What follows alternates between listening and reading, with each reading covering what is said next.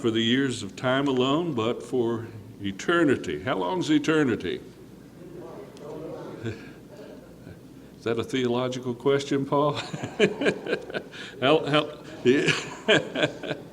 It's a long, long, long time. Yeah. I invite you to look with me this evening at Psalm number 5. Psalm 5.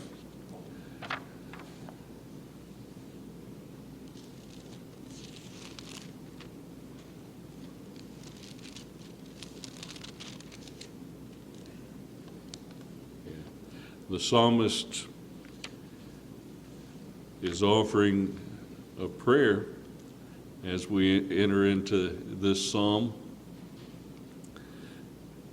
Psalm 5, verse 1. Give ear to my words, O Lord. Consider my sighing. Listen to my cry for help, my God, my King and my God. For to you I pray. In the morning, O Lord, you hear my voice. In the morning I lay my requests before you and wait in expectation. You are not a God who takes pleasure in evil. With you the wicked cannot dwell. The arrogant cannot stand in your presence. You hate all who do wrong. You destroy those who tell lies. Bloodthirsty and deceitful men the Lord abhors. But I, by your great mercy, will come into your house. In reverence, I will bow down towards your holy temple. Lead me, O Lord, in your righteousness. Because of my enemies, make straight your way before me. Not a word from their mouth can be trusted. Their heart is filled with destruction. Their throat is an open grave. With their tongue they speak deceit. Declare them guilty, O God. Let their intrigues be their downfall. Banish them for all their many sins, for they've rebelled against you. Verse 11. But let all who take refuge in you be glad. Let them ever sing for joy. Spread your protection over them, that those who love your name may rejoice in you. For surely, O Lord, you bless the righteous. You surround them with your favor as with a shield.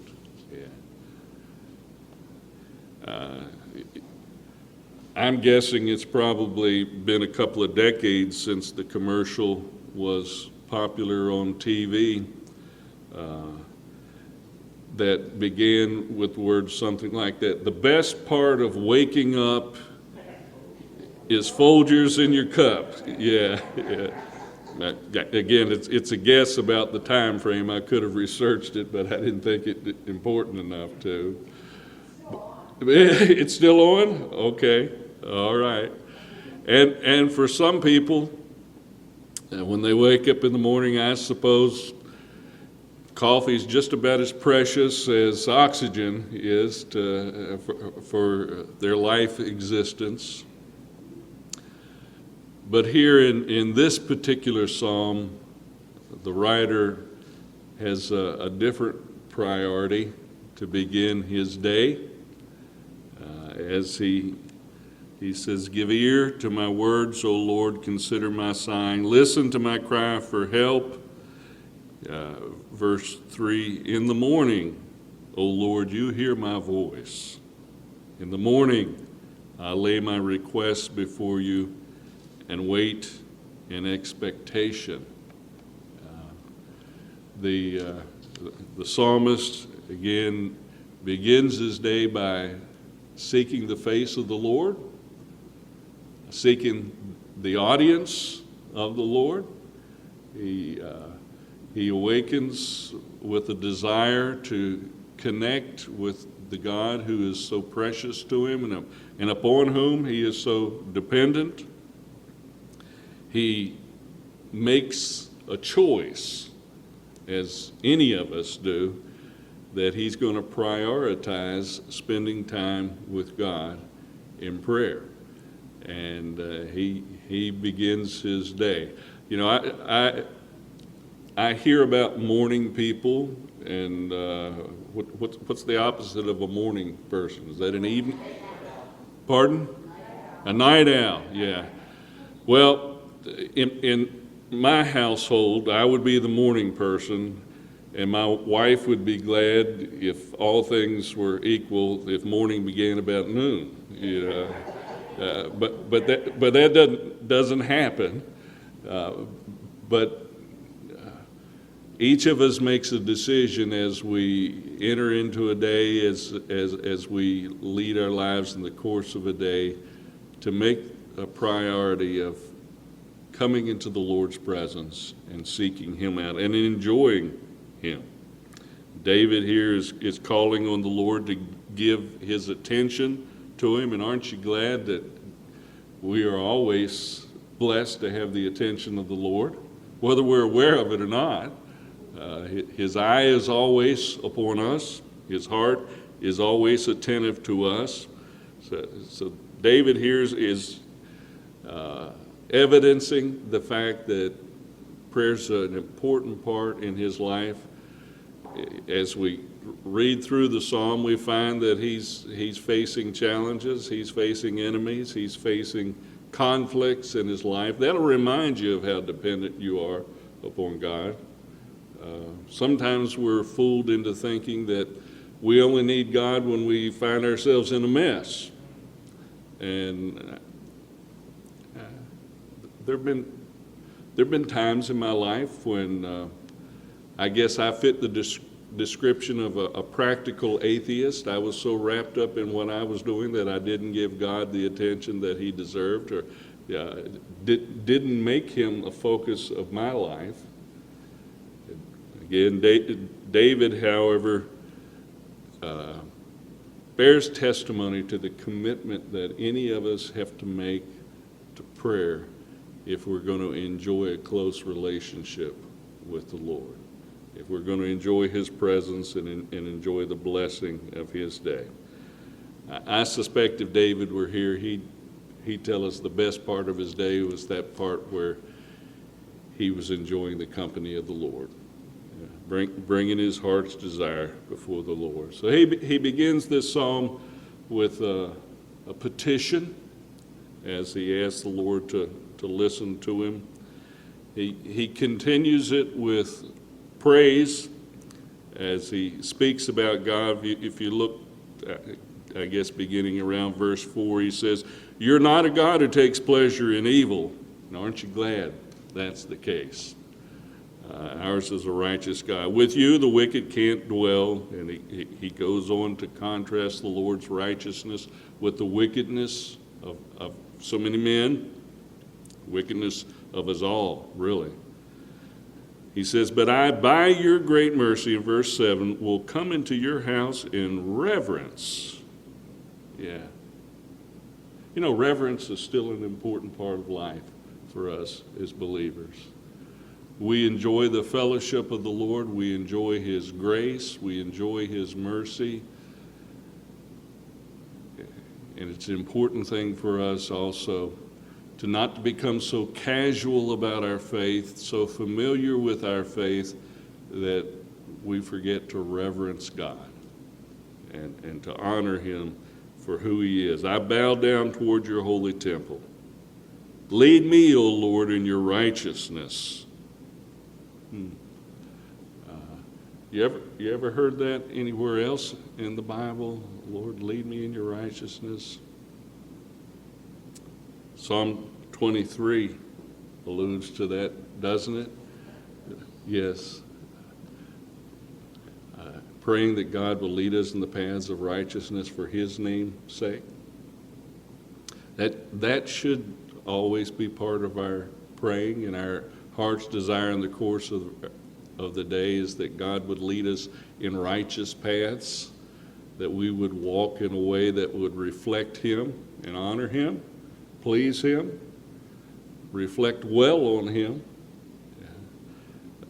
So the psalmist here praises God. He recognizes God's righteousness, recognizes His character, that that our righteous God is in stark contrast to the wickedness of mankind.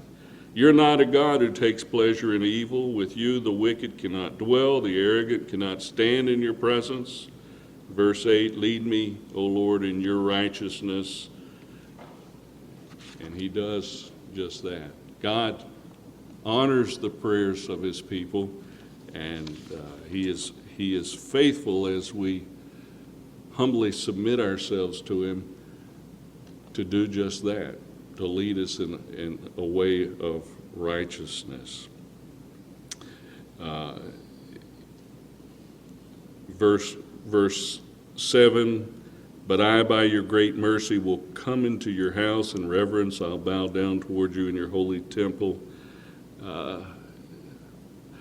I like the humility that's demonstrated there, the submissiveness that is demonstrated there. Lord, I'm gonna bow before you and humbly come before you. As the psalm develops, the last couple of verses there in verses 11 and 12, David prays for the protection of the Lord.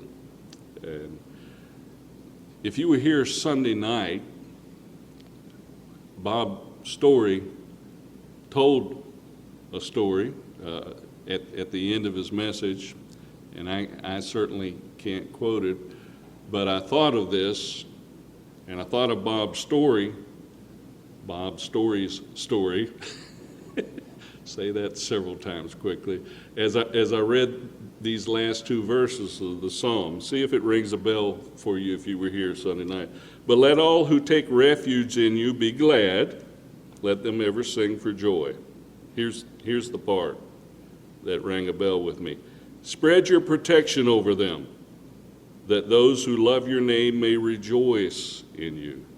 For surely, O Lord, you bless the righteous. You surround them with your favor as with a shield. Bob told a story, and I can't tell it just like he did, but it was after a great fire that those who were forest fire, those who were rummaging around in the ash came upon a lump, and when they kicked the lump, they found that it was a